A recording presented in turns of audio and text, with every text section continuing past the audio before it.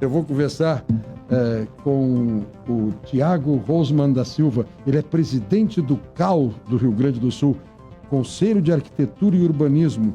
E o tema que está mobilizando os arquitetos neste momento é defender a formação acadêmica da maneira presencial, com a exigência que o tipo de atividade requer, de não ser possível que se forme um arquiteto com plenitude apenas por EAD, por ensino à distância.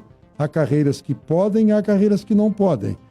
Por exemplo, ontem ainda trabalhamos neste tema visitando a Universidade La Salle. Eu e a Viviane, aqui da área comercial, fomos fazer uma visita à área de marketing e comunicação, vivemos de perto tudo aquilo que o La Salle representa, quando fomos bem informados de que medicina e odonto, por exemplo, não admite a formação à distância tão somente.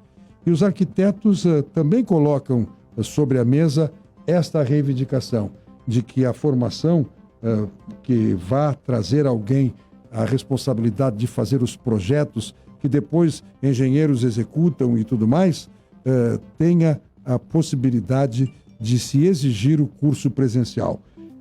É uma campanha que está aí e nós vamos conversar sobre ela com o Tiago Rosman da Silva, presidente do CAU do Rio Grande do Sul, o Conselho de Arquitetura e Urbanismo. Bom dia, Tiago.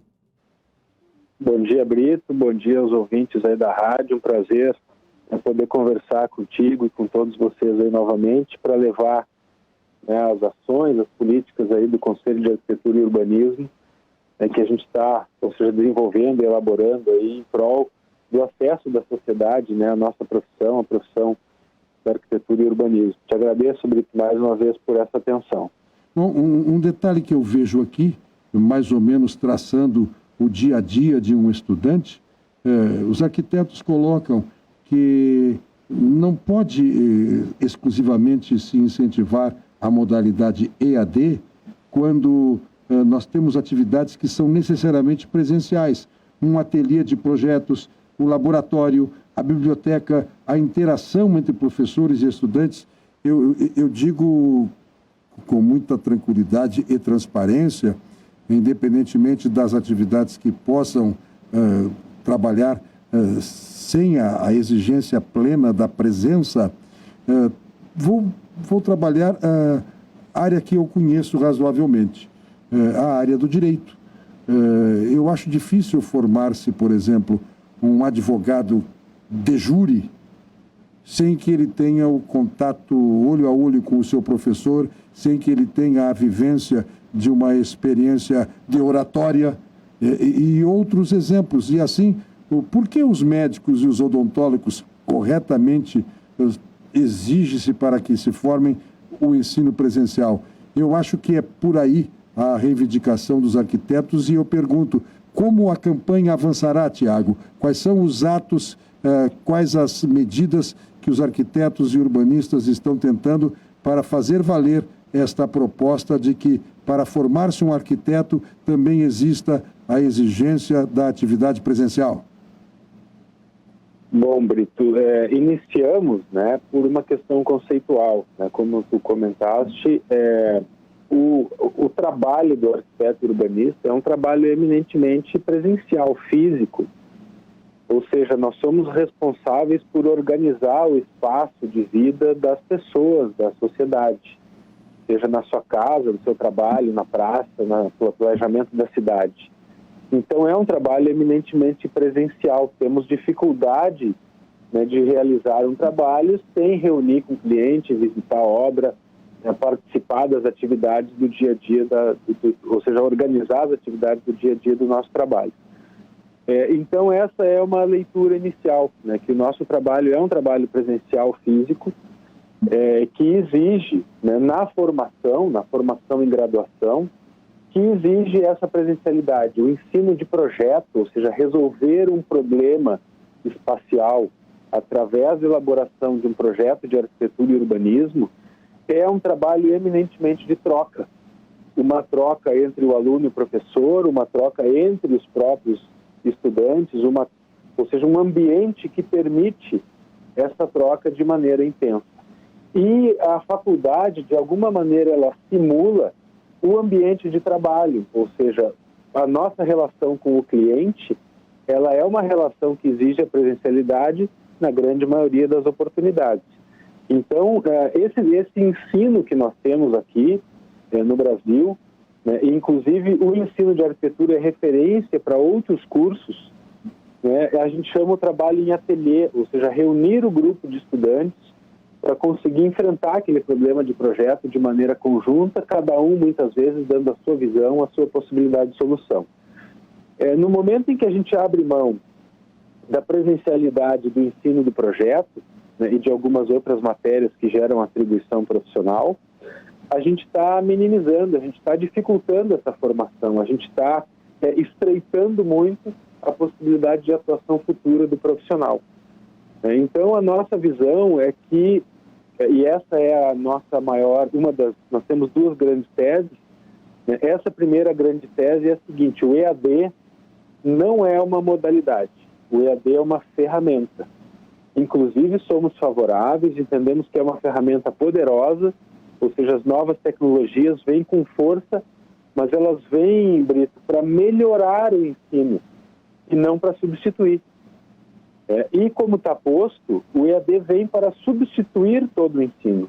Uhum. Ao ser uma modalidade que eu posso realizar todo o meu curso à distância, eu substituo o ateliê, eu substituo o laboratório, eu substituo os estágios, eu substituo os trabalhos em grupo, eu substituo as visitas e as viagens, né, de estudo, ou seja, todo o ensino que nós por décadas viemos aprimorando e qualificando, ele é substituído por uma ferramenta. Ainda há Ele é uma ferramenta... Oi? Não, ainda há que existir o sagrado momento do lápis, papel e régua. É isso, ou seja, é um conjunto de ferramentas. Muito bem. Eu não posso substituir por uma só.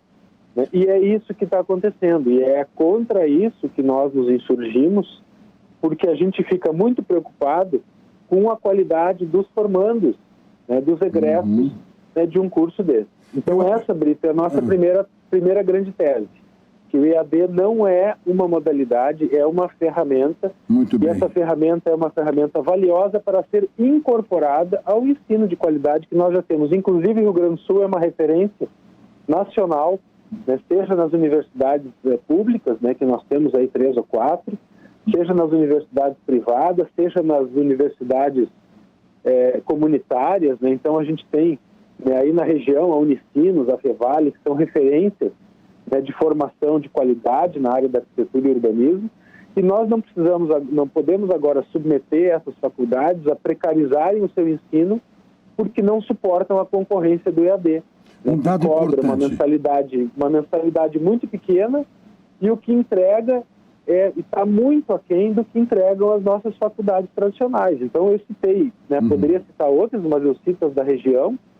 A Unicinos e a Fevale são referências, são excelentes universidades. Um dado importante, então, um dado importante que fica muito claro na tua manifestação, não é eliminar o EAD, é somá-lo ao presencial, que deve ser o efetivo, o principal, o currículo exercido em sala de aula, olho no olho, professor com aluno, e depois as experiências. Quando você fala em ateliê de projetos, significa, por exemplo, a confecção de uma miniatura do que vai ser um prédio?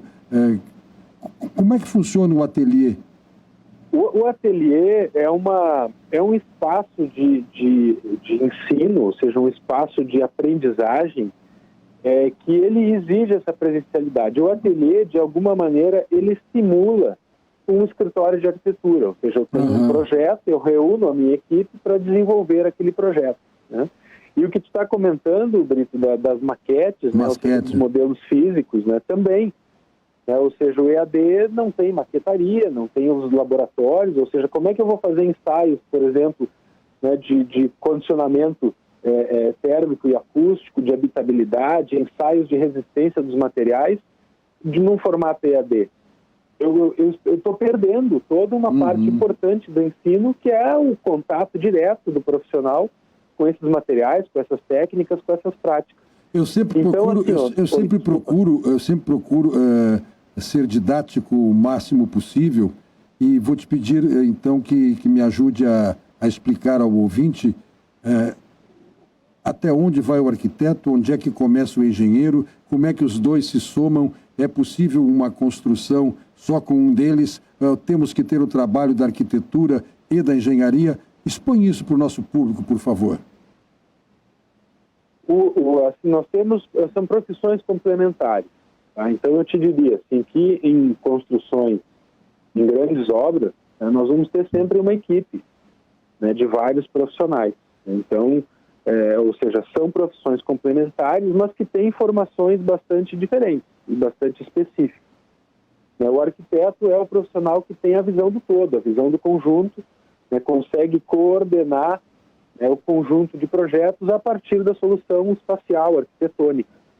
Então, é o profissional que tem essa capacidade, e nós trabalhamos isso desde a formação universitária e depois na vida profissional, assim, a solução global, e que depois vai buscar soluções, ou seja, o aprofundamento de soluções específicas com outros profissionais ou com outras disciplinas da própria arquitetura. Então, o arquiteto ele tem formação em arquitetura e urbanismo, né, planejamento, ele tem formação em arquitetura de interiores, mas ele também tem formação em instalações, em estruturas, em conforto térmico, ou seja, é uma formação bastante abrangente, né, e é o profissional que tem condições de coordenar, né, de uma forma bastante integrada esse conjunto de projetos, né, que vai finalmente derivar num espaço público, numa praça, num edifício, né, numa reforma. Então, essa é a nossa, ou seja, a nossa formação, ela é uma formação generalista, ela abre essa visão e nos dá essa possibilidade de coordenar. Tanto, né, que nós somos os principais profissionais dos processos de planejamento urbano, né, que também o planejamento urbano envolve uma série de outras profissões e especialidades, mas sempre sob a coordenação de um arquiteto urbanista. Por quê? Porque tem essa visão geral, não apenas especializada do tema. Então, e isso a gente vai, obviamente, na formação, né, na faculdade, a gente vai trabalhando desde o primeiro dia, desde a primeira disciplina até a graduação, vai trabalhando essas questões, né, das atribuições, da visão geral, das especialidades dentro do curso. Bom, e a gente está entendendo, Brito, que isso está se perdendo, né, com o EAD, e começa a se perder. Pois bem, a questão agora é saber como é que vai ser desenvolvida a campanha EAD Não para cursos de arquitetura e urbanismo, que o Conselho de Arquitetura e Urbanismo do Rio Grande do Sul está desenvolvendo e que tem esta função inicialmente esclarecedora, também de reivindicação, e que venha por aí a exigência legal do curso presencial, sem eliminar o EAD, isso ficou muito claro. EAD, uma ferramenta, não a modalidade. Então, o favor que nós vamos sempre esperar do CAU é nos informar dos vários atos, as várias medidas, para irmos atualizando o nosso público também. E dizer que se reconhece Olha, eu reconheço até a divinização da atividade do arquiteto. Ao fim e ao cabo, Deus é o grande arquiteto do universo. Que beleza, Brito. E isto aí... Mas deixa eu te contar, então, assim, tem uma segunda tese, para ser bem breve, que é a seguinte: nós entendemos que o MEC é quem cuida do ensino, né? Ou seja, o Ministério da Educação cuida do ensino. E os conselhos cuidam da profissão. Perfeito. E a nossa tese é que o ensino da nossa profissão, ela tem que ser feita em conjunto, do MEC com o conselho, com as entidades da profissão. O MEC não pode fazer, como vem fazendo de forma unilateral, os seus entendimentos leigos a respeito das profissões. Então, essa, inclusive, é uma das ações potentes que a gente tem, inclusive ações judiciais, né, frente ao MEC, né, buscando esclarecer, né, a partir de que estudos, ou seja, com que material eles estão lidando, para poder chegar à conclusão que essa ou aquela profissão pode ser ministrada totalmente em EAD.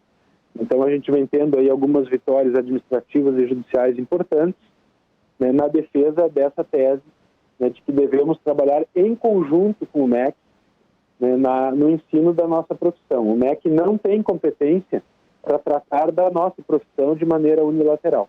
Perfeito. Até porque ele cuida do ensino e não do exercício profissional. É isso que é importante. Um grande abraço, Tiago. Sucesso na campanha e aqui é uma porta aberta para a divulgação do que vocês pretenderem. Tá certo? Tá bom, Brito. Um abraço. Te agradeço de novo pelo espaço e pela atenção.